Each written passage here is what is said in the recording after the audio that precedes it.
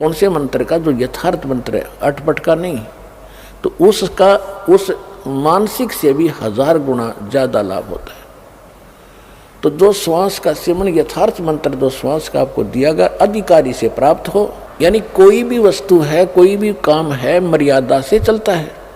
परमात्मा ने भी अपनी मर्यादा बना के छोड़ दी है कि छोटा सा बच्चा गर्भ में होता है, फिर वो बाहर आता है, समय पर बाहर आता है तो माँ के स्तन में दूध पहुँच जाता है पहले ही, क्योंकि उसके दांत नहीं होते। फिर समय युवा होता है इतने समय में, फिर इतने समय में फिर मरता है। ये मर्यादा भगवान ने बना रखी है। इसी प्रकार इस भक्ति की भी मर्यादा, इसमें इधर उधर होने से लाभ नहीं होगा बिल्कुल भी। तो क्या बताया भगवान ने कि परम संत से लेने के बाद जो एक श्वास का जाप आप करोगे उसको और मर्यादा में रहोगे तो आपकी इतनी पूंजी भक्ति की इकट्ठी हो जाएगी। अब ये समझ लो कि जैसे एक तो पैदल चले, पैदल जाने में आगे समुद्र आ गया, बाधा बन गई। समुद्र जहाँ तक देखते जल ही जल है, जल ही जल है, वापस आ जाता है कि आगे धरती खत्म। तो इसी प्रकार इन ऋषि महर्षियों ने जो अपनी पैदल यात्राएं की, अपने अभ्यास से जो मंत्र ये करते थे तो त्रिकुटी पर जाकर वापस हो लेते थे कि इसका आगे कुछ है ही नहीं। त्रिकुटी का कोई स्थान नहीं, इससे आगे बहुत ज़्यादा वस्तु है। तो इस प्रकार जहाज में बैठ कर जावे, समुद्र को भी पार कर जावे, यथा स्थान पर पहुंच जाता है। तो इस प्रकार ये साधना जो दास आपको देगा, ये ऐसी साधना है, ऐसा ये यान बन जाएगा, इन सब के ऊपर के पार करता हुआ सतलोक आपको जा छोड़ेगा।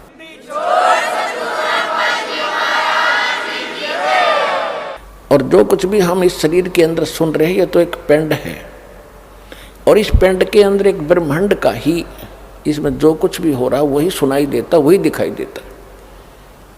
जो इसके अंदर हमें धुन सुनती हैं, जैसे विशेषकर राधा स्वामी वाले तो इसी पर जोर दे रखा है कि अंदर कान दाब करके देखो, देखो अंदर घंटियाँ बज रही हैं, इसमें मुरली की आवाज़ आती है, बांसुरी की आती है, वो सुनते हैं, नगाड़े बज रहे हैं, बादल की गर्जना सुन रही है। ये तो इस एक ब्रह्मांड काल का ही साजबाज है। ये इससे बाहर है, वो ऊपर सतलोक से वो अलग आती है वो धुन, और केवल उसी को सुनेगी वो धुन जो सतनाम और सार नाम का जाप करेगा।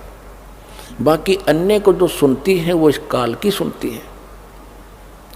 इस शरीर के अंदर जो भी सुन रही काल की ही सुन रही है, और वो परमात्मा की धुन इनसे हटकर होगी। लेकिन उस धुन के सुनने से कोई प्रयोजन सिद्ध नहीं होगा आपका। आपका सिद्ध होगा मंत्र जाप करके, जो दास कहे ऐसे करते रहो। यहाँ से आप स्वयं नहीं जा सकते। इस भक्ति की कमाई जब आपकी हो जाएगी तभी आपको यहाँ से ले जाया जाएगा। आपकी मर्यादा सही होगी, आपकी यहाँ से आस्था हट जाएगी, तब परमात्मा आपको विमान में बैठाएंगे और इस दास के रूप में साथ बैठेंगे। हजारों हजारों की संख्या में इकट्ठे जाओगे, यहाँ से हजारों की संख्या में वो दिन आएगा।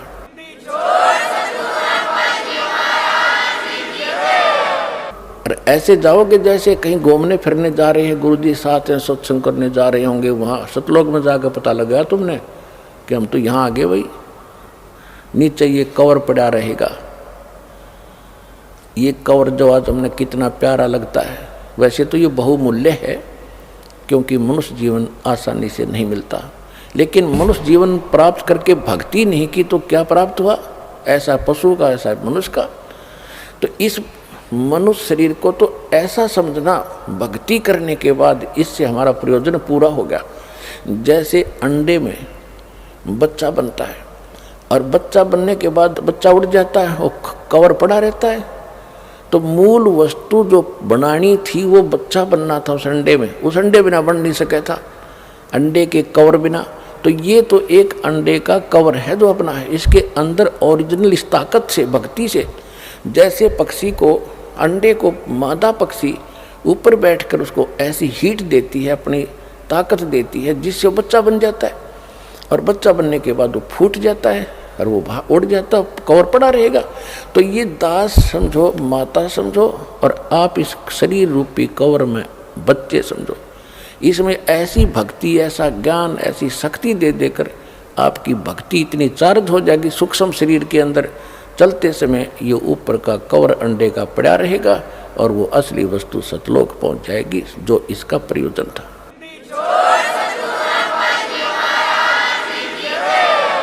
इसके विषय में सूक्ष्म वेद में गरीबदास साहिब जी ने कहा है, देह गिरी तो क्या हुआ, ये झूठी सब है पटीट, पक्षी उड़ गया आकाश को और चलते कर गया बीट। एक और उदाहरण दिया है कि ये जो शरीर है तेरा, ये तो खत्म होना है, यो अगर आपने भक्ति सही कर ली और सत भक्ति कर ली, कमाई इसकी इकट्ठी कर ली, तो ये बेशक गिरी हो, ये तो ऐसी है उस समय तेरे लिए जैसे पक्षी उड़ते समय और बीट करके उड़ जाए। ये शरीर जो है मनुष्य का, ये तो बीट समझो, और ओरिजिनल वस्तु इसके अंदर एक सूक्ष्म शरीर है, उसमें यह भक्ति चार्ज हो जाएगी आपकी। उस भक्ति से चार्ज होने के बाद ये निकल कर चला जाएगा। आपको ऐसे समझो कि पक्षी बीट कर जाया करेगी, ऐसा शरीर रह जाएगा, इसकी कोई वैल्यू नहीं फिर। और जब तक ये आपके पास है, आपको उदाहरण दे दिया, अंडे बिना बच्चा नहीं बने, इस शरीर के बिना यो मोक्ष और इसमें चार्जिंग नहीं हो सकती। और जब हमारा काम पूरा हो गया तो ये शरीर छूटेगा, तो छोड़ना पड़ेगा। जब बच्चा अंडे में ना निकलेगा तो अंडे में मरी जाएगा, तो खत्म हो जाएगा। इससे निकलेंगे, फिर ऐसे नहीं निकलेंगे जैसे पहले तो इसको मार पीट कर निकालते यम के दूत। और इस भक्ति की ताकत से आप 1 सेकंड में बाहर पाओगे इससे, और परमात्मा के विमान में और सतलोक जा रहे होगे। तो ये इतनी ताकत देगा आपको ये सतनाम। तो उसके बारे में जैसे हम आपको बहुत सी मर्यादा बताते हैं कि आपने ये त्यौहार आता है होली, इसके अंदर कुछ भी सहयोग नहीं देना है, पार्टिसिपेट नहीं करना है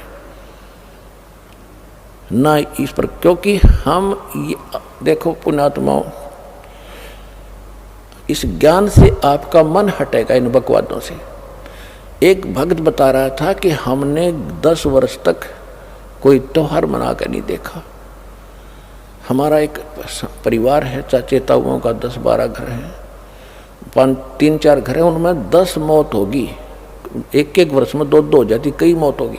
तो कोई भी त्यौहार हमने नहीं मनाया। त्यौहार निकट आवे और कोई ऐसा निकट संबंधी या कोई भाई या माँ बाप वो मर जा, जुआ, कोई ऐसे कोई बहन विधवा होगी, हमने कहता 10 साल हो गए त्यौहार नहीं मनाया कोई भी। अब इधर से होरी खेल रहे हैं, उधर कोई मृत्यु का संदेश आ जा, टक्कर मार रहा होता हो, अब खेल ले होरी, खेल के दिखा। इसे गंदे लोक में क्या करना था, क्या करने लग गए आप लोग। तो गरीबदास साहिब जी के पास गांव के लोग आए कि आओ महाराज होली खेल लेंगे। परमात्मा के बच्चे बोले, भाई हम ये होली नहीं खेलते, हम होली खेलते हैं राम नाम की। राम नाम की होली जो खेलता उसको कभी हानि नहीं होती, दुख नहीं होता। और राम नाम की होली भी तभी खेली जाएगी जब हमारे पास राम का नाम सही होगा। तो राम नाम कौन सा है सही? गरीबदास जी तो क्लियर कर रखा है, राम नाम जप कर थर होई, ओम सोहम मंत्र दोई। यू है राम का नाम। तो उसके बारे में क्या बताते हैं, सतनाम पालड़ रंग होरी हो। यानी ग्रंथ में गरीबदास जी की वाणी में तो वो अक्षर न्यारे न्यारे लिखे हैं, लेकिन मैं बार बार नहीं बताऊंगा, उसको मैं सतनाम बोल रहा हूँ। ग्रंथ में वो दोनों मंत्र न्यारे न्यारे लिखे हैं, ये और ये मंत्र पालड़ रंग होरी हो, तो उसको गुप्त करके दास सतनाम बोल रहा है। वैसे गरीबदास जी की वाणी में वो दोनों मंत्र लिखे हैं कि दोनों मंत्र पालड़ रंग होरी हो, मैं उसको सतनाम कह रहा हूँ। तो क्या कहा कि सतनाम पालड़ रंग होरी हो, भाई 14 लोक चढ़ावे राम रंग होरी हो, 3 लोक पासे अंग धर रंग होरी हो, तो ना तुले तुलाया राम रंग होरी हो। अब इस सतनाम की आप भक्ति करोगे तो आपके घर पर कोई आपत्ति नहीं आओगी, ना कोई अकाल मृत्यु होगी, ना कोई दुख होगा, ना कोई रोग सतावेगा। तो असली होली, असली खुशी तो हम राम नाम के रंग से ही खेल सकते। उनका कहने का भाव ये है। अब जैसे तखड़ी के अंदर, तराजू के अंदर बैलेंस बोलो अंग्रेजी में, इसके 2 पलड़े होते तराजू के, और इसमें एक पासिंग शब्द है, पासिंग। शायद अब तो पासिंग एजुकेटेड बच्चे हो गए, इनको पता नहीं होगा पासिंग किसे कहते हैं।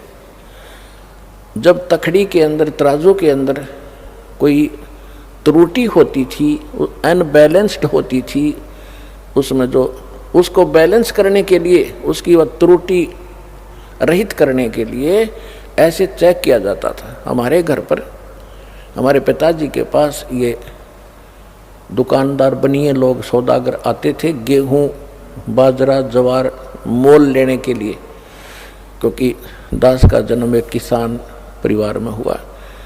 तो हमारे पिताजी कहते थे, सेठ जी पहले अपनी वो तखड़ी चेक करा, इसमें कोई डांडी तो नहीं है, यानी कोई डिफेक्ट तो नहीं है। तो ऐसे करता था। तो अगर कोई डिफेक्ट होता, टेढ़े मेढ़े होते वो, तो दूसरी तरफ उसको बराबर करने के लिए जो कणक तोलनी होती, मान लीजिए गेहूं तोलना है, तो थोड़ा सा गेहूं उठाकर 10-20 गेहूं उठा के और दूसरे पलड़े में डाल दिया जाता था, और वो फिर तखड़ी बराबर हो जाती थी, उसमें त्रुटि नहीं रहती थी। तो वो पासिंग जो है, वो 4 दाने 20 दाने गेहूं के, वो कोई सौदे में नहीं है। सौदा तो फिर है, वो 10-20 क्विंटल तोला जाएगा गेहूं, वो है सौदा। तो कहने का भाव ये है कि इस परमात्मा का एक सतनाम विधिवत लिया हुआ, जो 2 अक्षर का मंत्र जो है, एक सतनाम कंप्लीट हो जाता है। एक बार बाहर छोड़ो, दूसरा अंतर लो, ये हो गया पूरा, बस एक मंत्र ये है। इसको उस तराजू के एक पलड़े में रख दो और यहाँ के 14 लोग चढ़ा दे, शिव जी का लोक, विष्णु का लोक, ब्रह्मा जी का लोक, दुर्गा का लोक, ये और ऊपर के ब्रह्म लोक, और ये जितने भी खेड़े हैं ये, और ऊपर के गोलोक वगैरह, ये ऐसे 14 लोक होते, तलातुल, ये सारे कहते ये एक साइड में चढ़ा दो। और 3 लोक तो पासंग रख दो, पासंग जिनका कोई सौदे में लिंक नहीं है। वो कौन कौन से 3 लोक? या पृथ्वी, स्वर्ग और पाताल लोक। अब पुण्यात्माओं, क्योंकि आपको ना तो कोई ज्ञान देने वाला मिला अपने को, और ना ही हमें सिद्धात्म मार्ग का ज्ञान है। जब आप इस ज्ञान से परिचित हो जाओगे तो ये छोटी मोटी जो आप कोई कोठी बंगले, कोई 150 एकड़ जमीन लेकर के अपने आप को धन्य मान बैठे हो, यो अंधेरा हटेगा आपका। अब कोई एमएलए बन जाता है, कोई सरपंच बन जाता है, बस पूछो मत, न फूला नहीं समाता, सरपंच बन गया, चेयरमैन बन जाता है, एमएलए बन जाता है, एक मंत्री, प्रधान, मुख्यमंत्री बन जाता छोटे से स्टेट का, तो उसकी खुशी का कोई ठिकाना नहीं होता। ये बच्चों के खिलौने लगेंगे आपको, जैसे बच्चे अनजान खेल रहे हो गुड़िया के साथ। और परमात्मा क्या बताते हैं कि जो धन, जो वस्तु, जो कमाई आप कर रहे हो, वो कितनी कीमत आपके पास इकट्ठी हो रही है। कबीर साहब कहते हैं, कबीर सब जग निर्धना, धनवंता ना कोय, धनवंता सो जानियो, जिस पे राम नाम धन होए। होए परमात्मा कहते सारा संसार निर्धन है, चाहे सारी पृथ्वी का शासक हो और चाहे इंद्र की गद्दी प्राप्त हो, देवताओं का भी राजा हो, मृत्यु के उपरांत उसके पास कुछ नहीं होगा, और आपके पास इतना धन होगा कि आपके लिए ये 3 लोक भी पासिंग होंगे, इनकी यूजलेस, 3 पूरी पृथ्वी भी यूजलेस आपके लिए। आपको ऐसा स्थान, ऐसा धन, ऐसी वस्तु वहाँ मिलेगी जाकर के।